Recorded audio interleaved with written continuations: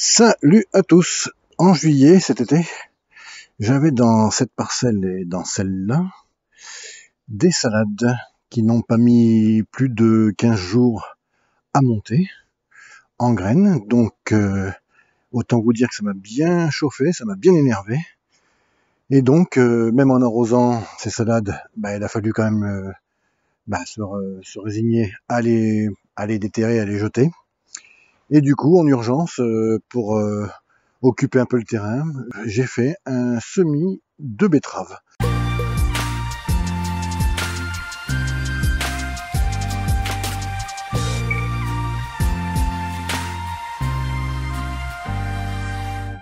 Nous qui adorons les betteraves, on en a mangé beaucoup déjà. On a réussi à finir cette parcelle. Alors vous voyez, il reste encore les feuilles en compostage de surface. Voilà, mais il reste encore, je sais pas, 60, 70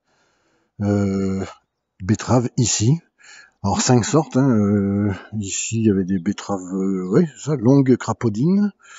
Alors ici aussi il y en a quelques-unes aussi, longues crapaudines. Il y a des chioggia, il y a des bull's blood, il y a des betteraves de Détroit et des golden burpee, celles qui sont jaunes comme celle-là. Voilà.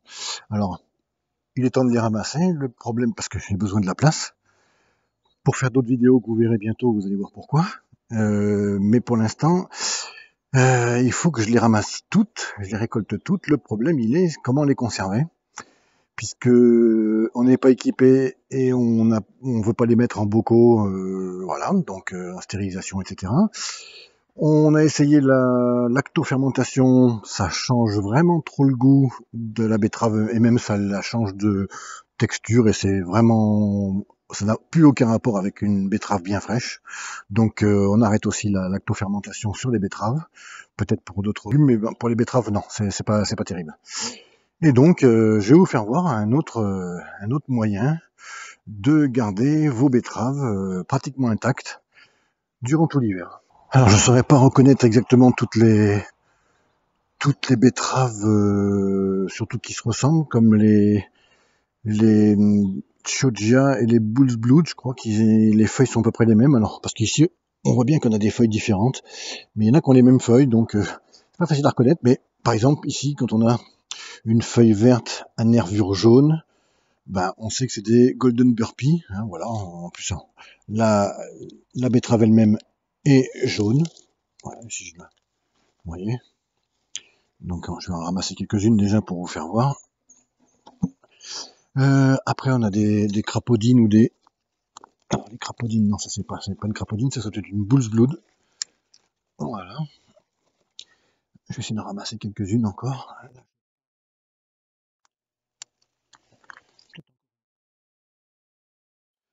Ouais, parce que vous voyez, la même betterave, les feuilles sont pas tout à fait les mêmes. Là on a des feuilles vertes à nervure rouge, et là on a des feuilles rouges, violettes même, à nervure rouge. Donc vous voyez qu'il y a encore une différence. Après, on a de la crapaudine, je pense que j'en ai là, je pense. En crapaudine, c'est une betterave longue. Voilà, qui est... Alors, celle-là n'a pas grossi. Bon, mais vous voyez l'engin. Alors, pareil, feuille, encore une autre sorte de feuille, enfin, une feuille rouge, à nervure rouge. Et un peu de feuille verte au milieu, mais bon, c'est un peu... Voilà, on peut pas se repérer qu'aux feuilles. Et puis, après, est-ce qu'on a... je vais essayer de garder quand même que des grosses pour vous faire voir comment je les conserve. Alors, ça va être... Voilà, une crapaudine. Alors, elle pousse tout en longueur, c'est comme un radis. Voilà, apparemment celle-là sera peut-être pas bonne à manger. Mais... de toute façon, il faut que je les ramasse toutes. Voilà.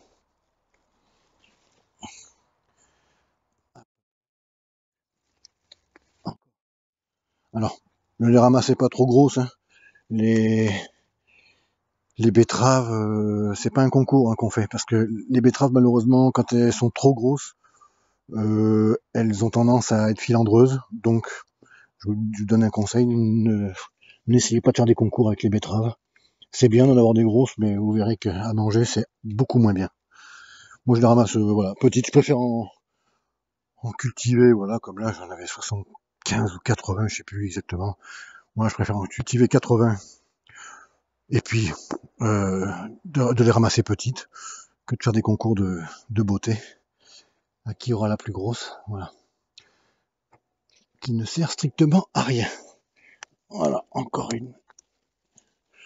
La parcelle est nettoyée, là. J'ai tout récolté. Et on voit bien que, voilà, ils ont souffert aussi de la chaleur aussi, il n'y a pas de problème. Parce qu'elles sont pas super grosses. Il y en a quelques-unes et on voit quand même les betteraves longues, là. Les crapaudines qui ont vraiment, c'est elles qui ont vraiment le plus souffert. Je pense que c'est celles qui ont vraiment eu du mal à se développer. Hein. C'est vraiment, il y en a quelques-unes qui sortent un peu du lot, mais sinon, ça n'a pas donné grand-chose, les crapaudines longues. Là, on peut voir que il y a aussi pas mal de petites qui n'ont pas vraiment poussé, qui sont restées vraiment petites. Alors, dû à la chaleur ou quoi, je ne sais pas. Mais bon, il y en a une 12 sur 80. Alors, c'est pas énorme quand même. Hein. Enfin, maintenant, parlons un peu conservation. Alors, déjà, la méthode que je vais vous donner, pour les conserver, il va falloir enlever toutes les feuilles.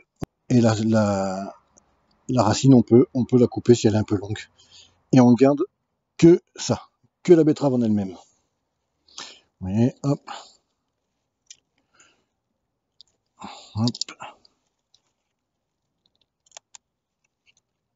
J'essaie de vous le faire voir. Vous voyez, celle-là est bien rouge, contrairement à celle-là qui est un peu rosée. Et allez, on les fait toutes. Alors, la crapaudine, la crapaudine longue, elle est un petit peu embêtante parce que, justement, elle est longue. Alors, il faut couper. Voilà. Et la racine, tout ce qui s'épluche pas, malheureusement, il y a un petit peu de déchets. Vous voyez, on perd un peu tout ça. On pourrait le garder, hein, mais bon, après à éplucher, c'est quelque chose. Hein. J'en ai pris quelques-unes pour vous faire voir comment on peut les conserver d'une façon très naturelle. Alors, qu'est-ce qu'il vous faudra? Il vous faudra une corbeille comme ça, ou un panier, oui, en osier, je sais pas ce que c'est, voilà. Quelque chose qui est assez respirant, hein, qui a des trous pour pouvoir laisser passer l'air. Après, il vous faudra du voile, moi je prends du voile d'hivernage, mais bon, on peut peut-être prendre autre chose. Quelque chose qui a des mailles, qui laisse passer l'air, mais qui a des mailles très très fines, parce que vous allez voir plus tard, on va parler de sable. Il vous faudra un journal, et du coup du sable. Et puis, on est parti, donc, là j'ai pris quelques betteraves, donc on va commencer par mettre le voile. Alors pourquoi j'ai mis une espèce de voile d'hivernage au fond, très très fin, parce que justement, même si je mets du journal au fond aussi, ce qu'on va faire maintenant, si je mets du sable humide, j'ai peur que le journal s'imprègne d'eau et que ça se trouve et que justement le sable traverse le panier. Alors que là, il restera au moins en place, peu importe si le journal prend l'eau, comme on dit, et se déchire. Voilà, j'ai mis plusieurs couches de papier journal. Et puis après, on mettra tout bêtement nos betteraves. Voilà. Alors, je vais faire voir à peu près. Je vais essayer d'en faire une couche. Les betteraves sont au fond. J'en ai mis un certain nombre sur une seule épaisseur, c'est-à-dire que le fond. Et maintenant, tout bêtement, je vais recouvrir les betteraves de sable. Alors je vous dis, là il est mouillé, il faut absolument du sable très sec. Alors peut-être que je l'enlèverai pour le faire sécher. Mais pour les besoins de la vidéo, je vous le laisse comme ça. Voilà. En fait attention, le sable déjà c'est déjà pas trop léger. Donc prenez quelque chose avec un fond assez costaud. En plus que là, il est mouillé, donc ça va être encore plus lourd.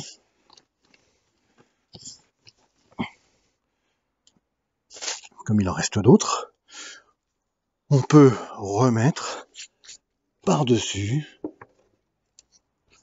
voilà, une deuxième couche et une troisième, une quatrième, en embêtant à chaque fois du sable ou dans la panière. Pour ceux qui n'ont pas de place dans le congèle, qui n'ont, comme moi, qui n'ont plus de place nulle part et qui ne veulent pas comment la conserver par lactofermentation ou en conserve, en bocaux, etc. Ben voilà, ça ne marche pas que pour les betteraves, ça marche pour les légumes, enfin pour les carottes, etc. Toute une bonne partie des légumes racines, en tous les cas. Vous regardez sur internet, vous aurez sûrement trouvé ce qui se garde ou ce qui se garde pas. Mais de cette façon, voilà, ça se garde très bien, du moment que c'est enfoui dans le sable. Voilà. Il y en a même qui enfouissent dans la terre, mais là, j'irai pas jusque là, parce que bon, alors je les ai pas lavées, hein, vous avez vu, elles sont toutes crades, elles sont juste coupées, voilà. Mais bon, voilà, c'est un bon moyen pour la conservation tout l'hiver. Au fond du garage, qui prend pas de place. Je viens de mettre une deuxième couche de betterave et on continue. Voilà.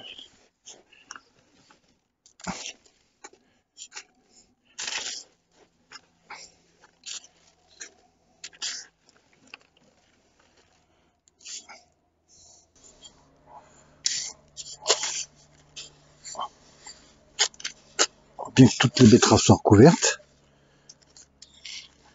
Alors bien sûr, pendant l'hiver, quand vous prendrez une ou deux betteraves, essayez de bien remettre du sable partout uniformément pour que rien ne passe, ni la lumière, ni rien, voilà.